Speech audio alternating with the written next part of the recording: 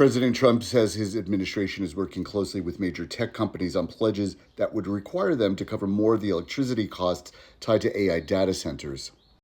The proposal comes as voters push back on rising utility bills. Electricity prices climbed 6.7% nationwide last year, according to federal data, and large-scale data centers are adding new strain to regional power grids, especially in the Midwest, as land prices and tax incentives look more attractive. Trump's plan would push companies to generate their own power or directly finance new power grids and grid updates rather than spreading these costs across residential consumers. He also referenced allowing companies to build power plants alongside their facilities.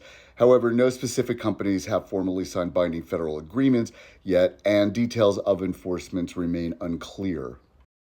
And as I said, the issue is especially significant in the Midwest. Grid operator PJM, which serves part of Illinois and the broader Mid-Atlantic, has outlined emergency power auctions for 15-year contracts to finance new generation tied to data center demand.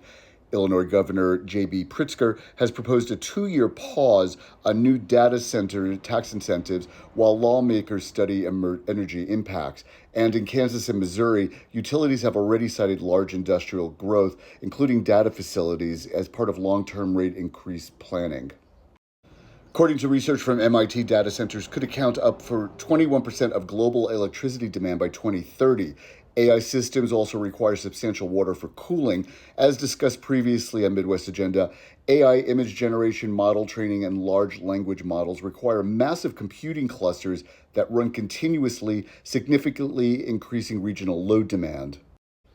Some tech companies have begun making voluntary commitments. Microsoft says it will structure rates to fully cover its own grid costs, and Anthropic has pledged to cover consumer rate increases tied directly to its facilities and pay for transmission upgrades.